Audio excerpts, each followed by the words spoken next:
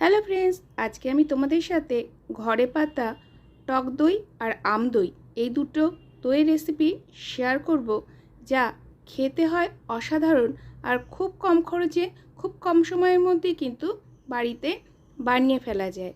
তাহলে চলো আর বেশি বকবক না করে শুরু করি আজকে রেসিপি আম দই আর টক দই রেসিপি, যা এই গরমে শুধু শরীরকে নয় মনকেও কিন্তু শান্তি দেবে। এখানে আমি নিয়ে নিয়েছি হাফ লিটার দুধ। এই দুধ গরম করে ফুটিয়ে নিয়েছি আর তারপর ঠান্ডা করে নিয়েছি। ঈষদুষ্ণ আছে এই দুধ। এর মধ্যে দিয়ে দিচ্ছি আমের কয়েকটা পিস, দিয়ে দিলাম সামান্য পরিমাণে চিনি, তোমরা চাইলে চিনিটা অ্যাভয়েডও করতে পারো। দিয়ে দিচ্ছি 2 টিস্পুন কাস্টার্ড পাউডার। তোমরা যেই ফ্লেভার পছন্দ করো সেই ফ্লেভারে কাস্টার্ড পাউডারটি কিন্তু ব্যবহার করতে পারবে। আর দিয়ে দিচ্ছি 3 টিস্পুন ভ্যানিলা আইসক্রিম।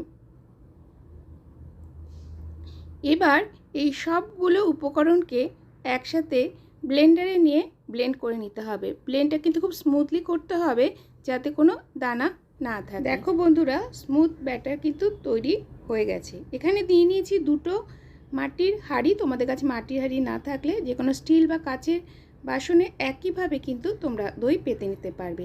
প্রথমে এখানে দুটো হাঁড়ির মধ্যে 2 চামচ করে দিয়ে দিলাম বাড়িতে পাতা দই বা কেনা ইয়োগার্ট। এবার এগুলোকে খুব ভালো করে এভাবে হাত দিয়ে ছড়িয়ে নিলাম পুরো হাঁড়ির গায়ে। তারপর একটা হাঁড়িতে দিয়ে দিচ্ছি তৈরি করে রাখা আমের ব্যাটারটা, আর ওপর দিয়ে দিয়ে দিলাম কয়েকটা আমের টুকরো। এভাবে যদি আমের টুকরো দিয়ে দাও তাহলে দই খাওয়ার সময় মুখে পড়লে খেতে বেশ ভালো লাগে। আর টক দই বানানো তো খুবই সহজ।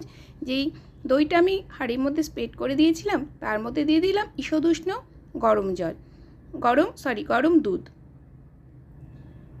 এই দেখো, এইভাবেই ঈষদুষ্ণ গরম দুধ দেবে, তাহলে কিন্তু টক দই তৈরি হয়ে যাবে। শুধু একটু সাঁচের দরকার, আর কিন্তু টক দই বানাতে কিছুরই দরকার নেই। আর যেটা শরীরের পক্ষে গরমকালে খুবই উপকারী, শরীর আর পেটকে কিন্তু ঠান্ডা রাখে এই দই। এবার একটি ফয়েল দিয়ে এইভাবে খুব ভালো করে হাঁড়িগুলোর মুখ চেপে চেপে বন্ধ করে দিতে হবে। তোমাদের কাছে যদি ফয়েল না থাকে কোনো কাপড় দিয়ে এইভাবে চেপে বন্ধ করে দেবে, আর তারপর ওপর দিয়ে একটা প্লেট দিয়ে দেবে। আর যদি কোনো অন্য পাত্র ব্যবহার করো যাতে এয়ারটাইট ঢাকনি থাকে, তাহলে সেই পাত্র কিন্তু তোমরা ব্যবহার করতে পারো। একইভাবে টক দইয়ের হাঁড়িটাও আমি ফয়েল দিয়ে মুড়ে নিলাম। এরপর একটা জায়গায় 4 থেকে 5 ঘন্টার জন্য রেখে দেব। তোমাদের ওখানে যদি গরম একটু কম হয় তাহলে কিন্তু একটু বেশিক্ষণের জন্য রাখবে। আমাদের দিল্লিতে প্রচুর গরম, সেই জন্য 4 থেকে 5 ঘন্টা রাখলে দই পড়ে যাবে। ফিরে আসছি 5 ঘন্টা পর। 5 ঘন্টা হয়ে গেছে।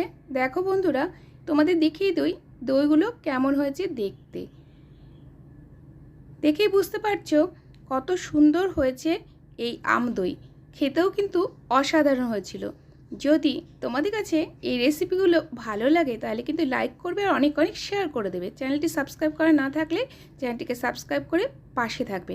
আর অবশ্যই কিন্তু এই 2 ধরনের দই বাড়িতে ট্রাই করবে, কারণ এই গরমকালে টক দই খাওয়া শরীরের পক্ষেও ভালো, আর এতে পেটও কিন্তু ঠান্ডা থাকে। মাঝে মাঝে এইভাবে টক আম দইও বানিয়ে খেতে পারো। এবার তোমাদের দেখিয়ে দিই টক দইটা কেমন হয়েছে। মনে হয় দুধটা হালকা গরম বেশি ছিল, তাই জল উপর দিয়ে একটু কেটেছে, কিন্তু দই কিন্তু ভালোই পড়ে। এখন থেকে আর দোকান থেকে নয়, বাড়িতেই বানিয়ে পেলেও অতি সহজেই এই টক দই আর আম দই। যদি তোমরা বাড়িতে বানাও তাহলে কেমন হয়েছে অবশ্যই কিন্তু কমেন্ট করে জানিও। আজকের মতো তাহলে ভিডিওটা এখানেই শেষ করছি। ফিরে আসছি খুব শীঘ্রই নতুন কোনো রেসিপির সঙ্গে। ততক্ষণের জন্য ভালো থাকবে সবাই। Bye bye.